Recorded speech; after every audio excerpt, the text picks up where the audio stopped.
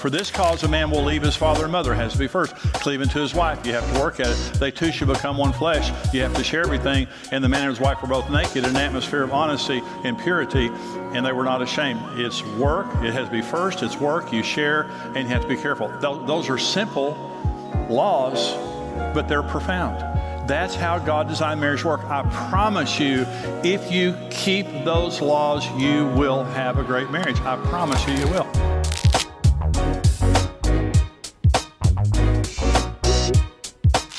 In October of 2014, Karen accused me of pulling the covers. And I mean, we've been married forever, you know, and so all of a sudden I'm a cover puller, you know, and so I woke up one morning and she said, you pulled the covers off me last night. And I was freezing all night long, and I said, I did not. She said, yeah, you did too. And I was real defensive about it. I don't know why, you know, but she said, you pulled the covers. And so this went on for like a month or two.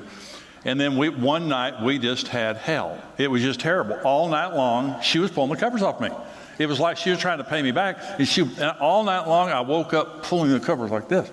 And so I woke up the next morning and I stepped out of bed and I had no covers on me. I woke up the next morning, Karen was already out of bed. I had no covers on me. And I stepped out of bed and all the covers were on my side on the floor. And I thought, she planted those there. She's trying to frame me. That sister's trying to frame me. So later in the morning, she walks to the bedroom and she said, you see what she did last night? I said, I did not do that, Karen. So, I started thinking about it. So I pulled the covers. So I was caught pulling the covers. And I thought about it, and I just thought, for so many years, I didn't pull the covers. Why am I pulling the covers now? And so here's my belief, and that is a lot of the things that we do wrong in marriage, we don't do them intentionally. Okay, they're unconscious. And Karen would say to me, Jimmy, you pulled the covers last night. And I just thought to myself, Karen, I was unconscious. You can't confront a person over what they did when they were unconscious. I take no responsibility for what I did when I wasn't conscious. And so it didn't matter. So I said to Karen one time, I said to her, I'm going to start sleeping in the other room. And which I thought maybe she would be happy about. But she said, no, you're not going to sleep in the other room. You're going to sleep with me, but you're going to stop pulling the covers. And so I believe that a lot of the stuff that happens bad in marriage is not intentional. It's just because we're on autopilot. And we'll talk to you about autopilot here in just a minute. So I stopped pulling the covers. I thought to myself, why didn't I pull the covers for so long, but now all of a sudden I'm pulling the covers off Karen? And I thought to myself, it's because I'm not thinking about it. When you first meet someone, you're very highly focused. I mean, every little thing you do, you're thinking about it. Everything you say, everything you do. And when you first get married, when you're sleeping together, you're very aware of the person that you're sleeping with. And so you don't do stuff like that. Hopefully you don't do stuff like that. And so I stopped pulling the covers.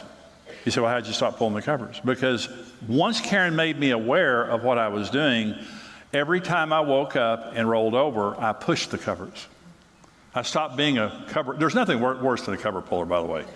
There's like Osama bin Laden, mass murderers and cover pullers. They're all the same kind of people.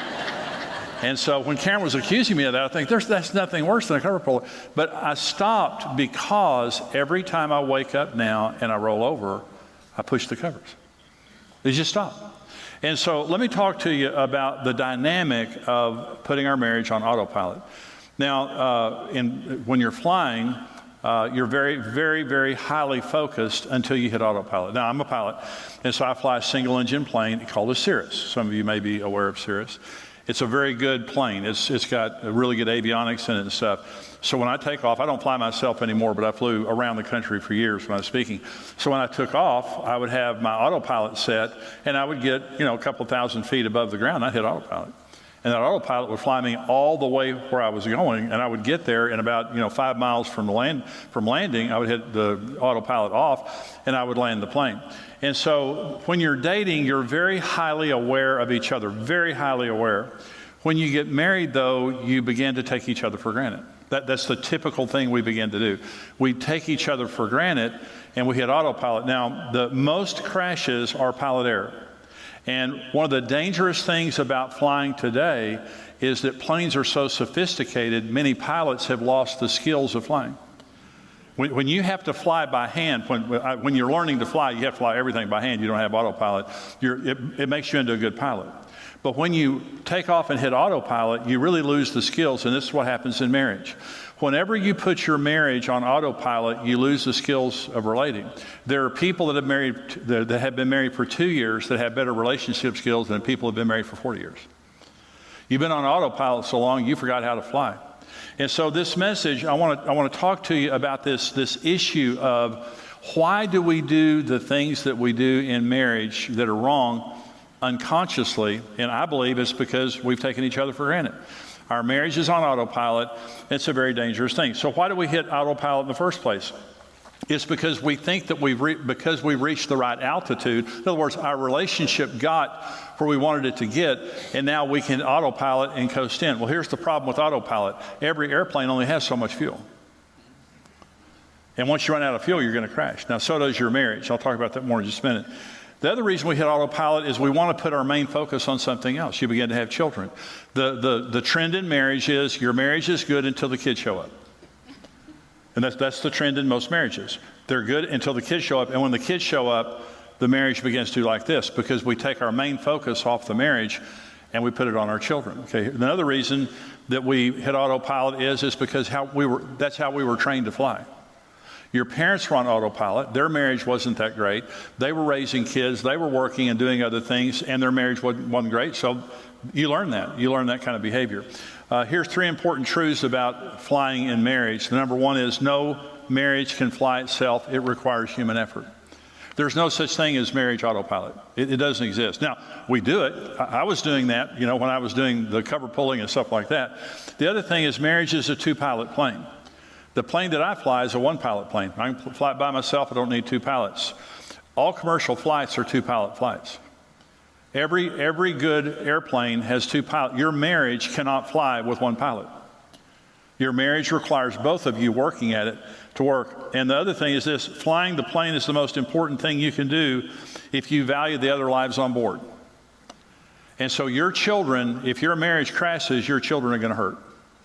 You've got other passengers on the plane. Imagine that you're flying a commercial flight and the plane takes off and they hit autopilot, the cockpit door opens, and the pilots start kind of wandering through the cabin saying, "How are you folks doing?" And you see the cockpit door open and there's no pilots up there, and you're saying, "Well, guys, maybe you need to be up there." And they say, No, it's on autopilot. You're all fine. And they're having drinks and they're talking to all the passengers and stuff. And the longer they're back there, the more nervous you are, because you're depending on them flying the plane. Your children are depending on you. Your family is depending on you to fly the plane. So let me tell you how to fly high in marriage. These are 5 things real quickly. Number 1 is believe you could crash. Here's how to keep your marriage flying high. You have to believe that you could crash. Now, when you're learning to be a pilot, they talk about invincibility. The worst pilots are the pilots who think they're invincible. They think they can't crash. Every good pilot is a serious pilot. When you're flying with a good pilot, they don't joke around. They don't play practical jokes in the cockpit. And when you're talking to air traffic control, they never tell jokes. They're the most serious people on earth, because they realize a crash means damaged lives. So they take it very, very seriously. And so the best pilots are the pilots who understand they're not invincible. And if they don't do their job, they could crash. Number 2 is this: you learn the laws of aerodynamics and you respect them. I have no fear of flying because I understand the laws of aerodynamics. Air is a very heavy liquid. That's why you feel it when you do this. And so a plane is designed, when it gets into the air, it's designed to lift in the air. It's very, very stable up there if you're doing the right things, the laws of aerodynamics. And so here are the 4 laws of marriage real quickly. When you understand laws, you lose your fear. When you understand the laws of physics and the laws of aerodynamics, you completely lose your fear. When you don't understand aerodynamics, you think the plane is just up in the air and it can just fall out. It can't fall out. That doesn't happen. And so here are the 4 laws of marriage. Now, when Karen and I almost divorced, I didn't understand any of this. I had no idea about marriage. And so marriage was a mystery to me, and I just wondered, if we were going to divorce or not. But in Genesis 2:24, God said this to Adam and Eve: "For this cause a man shall leave his father and mother, and shall cleave unto his wife. They two shall become one flesh. and the man and his wife are both naked and unashamed. So I read those when the Lord healed our marriage. I read that, didn't mean anything to me, but the Lord told me to keep reading it, keep meditating on it, and I saw the 4 laws of marriage. Let me say this, this is what God said to Adam and Eve when he created them and when he created marriage. You say, well, how do we know that God didn't mean that just for Adam and Eve? I'll tell you definitively, they didn't have mothers. Adam and Eve were both directly created by God. If you want to find Adam and Eve in heaven, they're the only 2 people without belly buttons. That's how you can locate them in heaven. So God came to Adam and Eve and says, for this cause a man will leave his father and mother, cleave unto his wife. They two shall become one flesh. The man and his wife were both naked and unashamed. Here are the 4 laws of marriage that give you the ability to understand how it works, take all the mystery and fear out of it. Number 1, marriage has to be first. For this cause a man will leave his father and mother. Before you get married, your mother and father are the most important relationship and blood kin in your life. And God doesn't say you have to abuse them or forsake them. You just have to reprioritize them. Before you get married, they're first. When you get married, marriage is first. Marriage only works if it's first. If anything else is first, except for Jesus, and Jesus doesn't divide marriages, Jesus causes marriages to get better. The first human relationship on earth is marriage, okay? It has to be before work. It has to be before children. It has to be before church. It has to be before friends in real terms. And if you put anything before your marriage won't work because it was designed by God to be first. Number 2, a man will cleave unto his wife. It's called the law of pursuit. Marriage is work. When it says a man will cleave unto his wife, the word cleave there, it's like the word to climb a mountain. It means to pursue with all of your energy. For this cause, a man will reprioritize his life and put his wife first, and he will pursue her with all of his energy. Marriage is work. So why do I say that? Because most people have a misconception that if they marry their soulmate, they don't have to work at it. Most people, so you guys are at a marriage conference, you get it. But most people believe if I marry my soulmate, I'm just going to wake up every morning, look at him and go, hallelujah.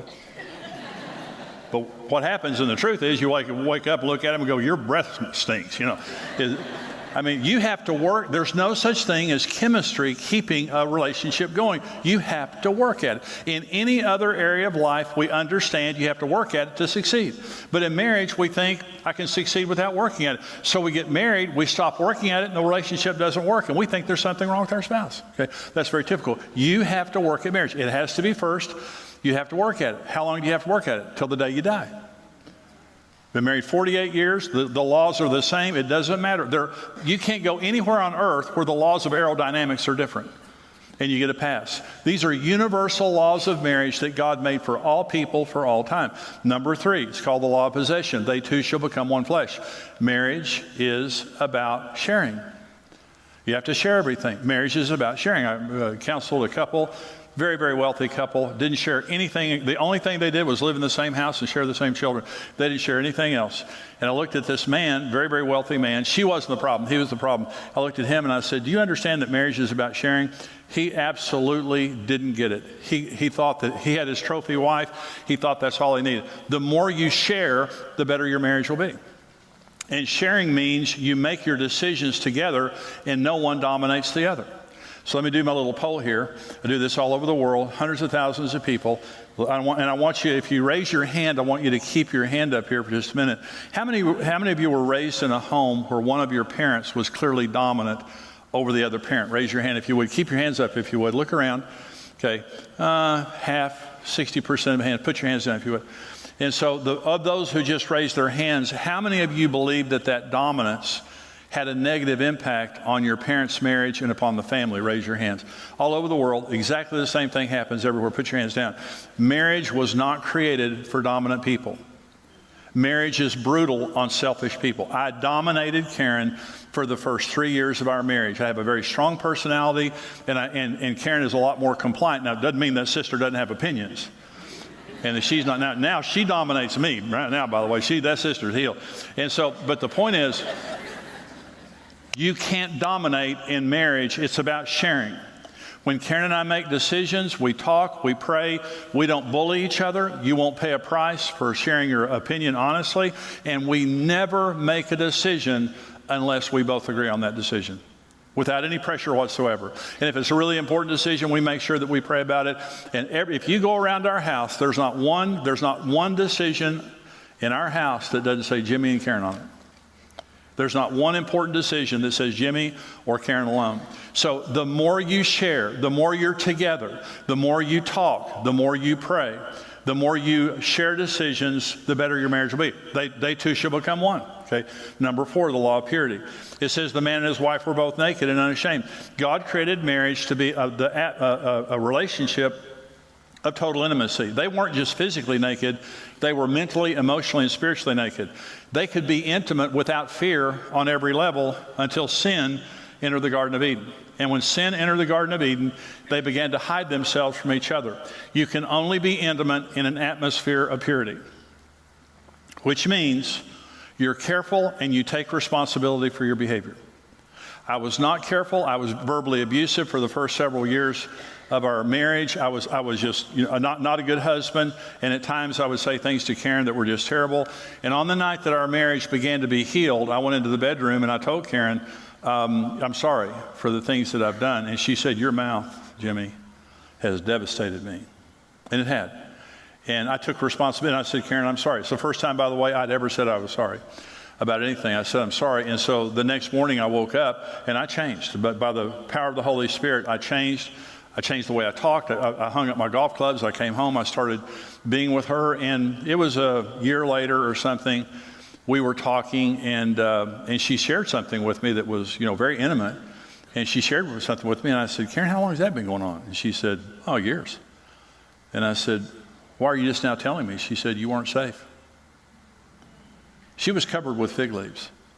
She couldn't trust me.